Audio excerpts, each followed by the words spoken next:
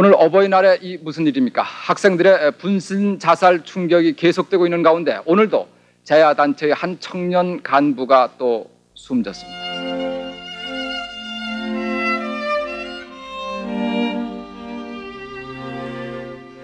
(1991년 5월 8일) 혼탁한 세상에 맞서 싸운 한 청춘이 쓰러졌다.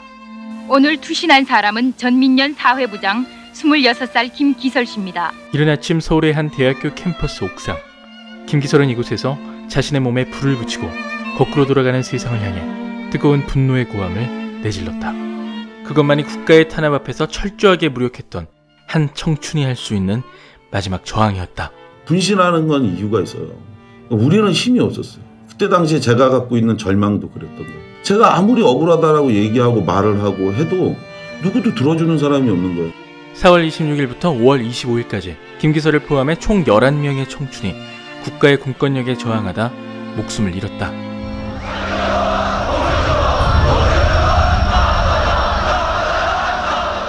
그 시대 청춘들은 왜 거리로 나온 걸까? 당연히 그건 군부 독재가 끝나야 되는 그런 시대였는데 군부 독재를 극복하고 민주화를 이루어야 한다고 생각했던 그 민심이 분노로 가라앉은 거예요. 1987년 6월 민주항쟁이 남긴 군부 독재의 종식과 대통령 직선제. 수많은 시민들의 열망과 희생을 통해 이뤄낸 이 소중한 민주화의 불씨는 민주세력의 분열이란 예상 밖의 사건으로 사그라들었다. 그리고 그해 12월 16일 제13대 대통령 선거에서 민주정의당의 노태우 후보가 당선됐다. 1991년 봄의 비극은 어쩌면 이때부터 시작됐는지 모르겠다.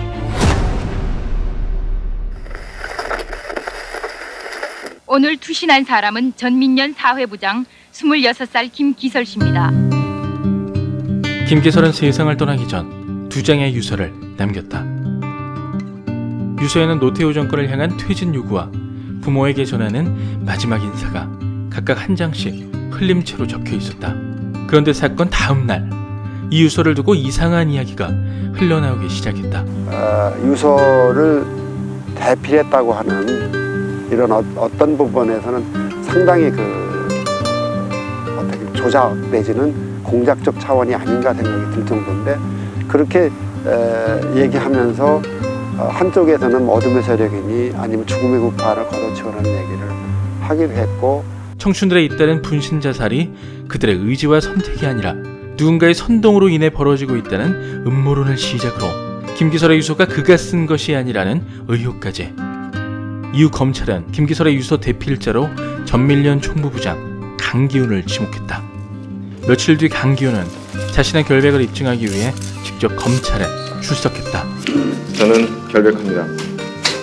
검찰은 한 사건의 진실을 가리기 위해 수사를 하는 것이 아니라 민주화 운동의 도덕성에 먹칠을 가하기 위해 저를 자살 방조범으로 몰아 희생양으로 삼으려는 억지 수사를 하고 있다고 저는 확신합니다.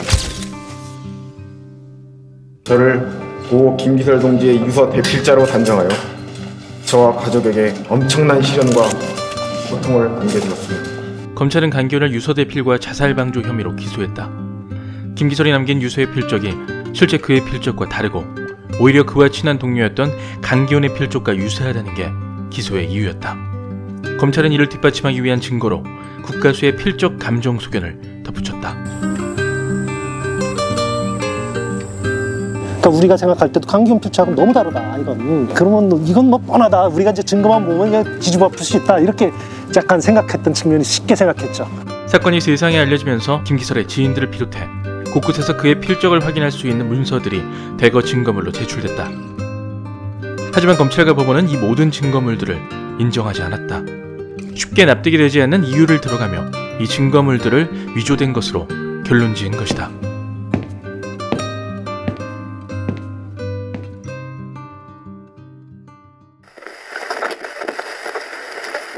참고인들에 대한 불법적이고 강압적인 수사와 그 가족들에 대한 협박은 지금도 계속되고 있습니다.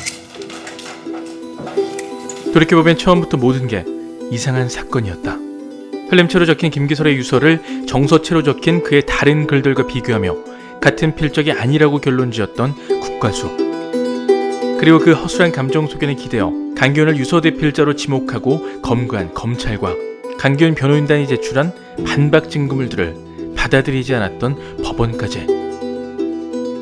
진실이 은폐된 자리에 거짓이 진실 냉세를 하고 있었다.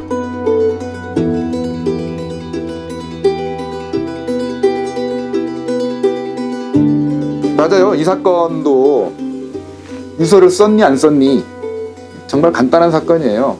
진실을 숨기려고 하는 사람은 이 진실을 숨기기 위해서 엄청나게 많은 시간과 공을 들여서 노력을 합니다.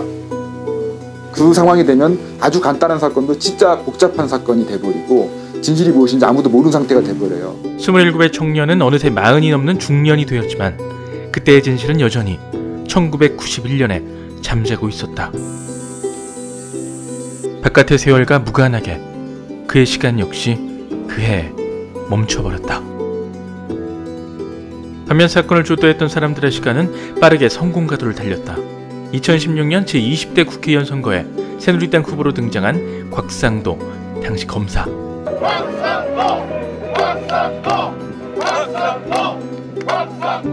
사건 당시 그의 역할은 감기훈의 밤샘 조사 때 잠을 재우지 않는 것이었다.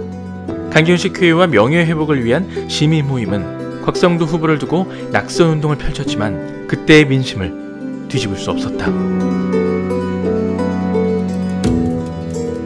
저는 조용히 있는 것이 좋겠습니다. 4시부터 회의가 있어서 그만 끊었으면 좋겠네요. 그들은 진심으로 강기훈이 범인이라고 생각하는 걸까? 무엇이 그들을 그림 있게 만든 걸까?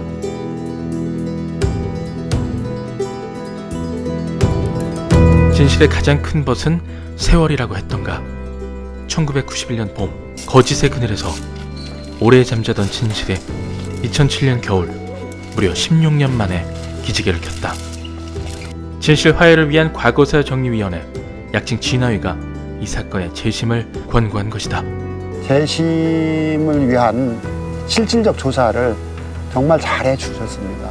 이 과정에서 진화위는 다시 국가수의 필적 감정을 요청했다. 1991년 사건 당시에는 한 사람이 필적을 감정했지만 이번에는 문서감정실 전원이 감정에 참여했다.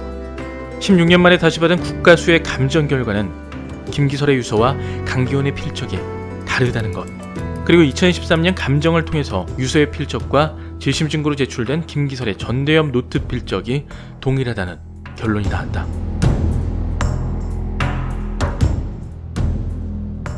2009년 서울고법 형사 10부는 강기훈이 낸 재심 청구를 받아들였다. 그런데 법원의 재심 개시 결정에 대해서 매우 이례적으로 검찰이 대법원에 항고를 했죠. 그런데 그 사건에 대해서 대법원은 또 납득할 수 없게 3년 동안이나 이 사건을 가지고 있었죠. 2012년 대법원이 재심 개시를 결정하기까지 3년 동안 강기훈에게는 많은 일이 있었다. 어머니의 아버지를 여의고 본인은 2012년 간암으로 2차례 수술을 받으며 힘든 시간을 보냈다. 그리고 2015년 5월 14일 2014호 2546호 피고인 강기훈 검사의 상고를 기각합니다. 대법원은 강기훈의 무죄를 확정했다. 무려 24년 만에 받은 무죄 판결이었다. 오랜 싸움 끝에 소중한 진실을 찾아냈지만 그 시간 동안 강기훈은 보통의 평범한 삶을 잃어버렸다. 시시하고 가볍고 하찮은 그렇게는 못 살아본 것 같아요. 안 가본 길을 한번 잠깐 가보자.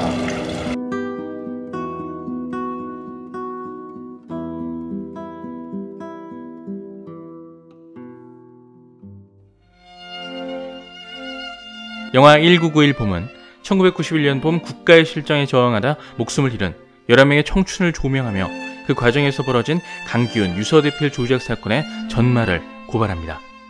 영화는 스릴러 장르의 문법으로 긴장감 있게 팩트를 추적했던 여타의 한국형 사회고발 다큐와는 달리 서글픈 기타 연주를 배경으로 역사의 광장 한가운데에 서 있던 사람들의 이야기를 담백하게 담아냅니다.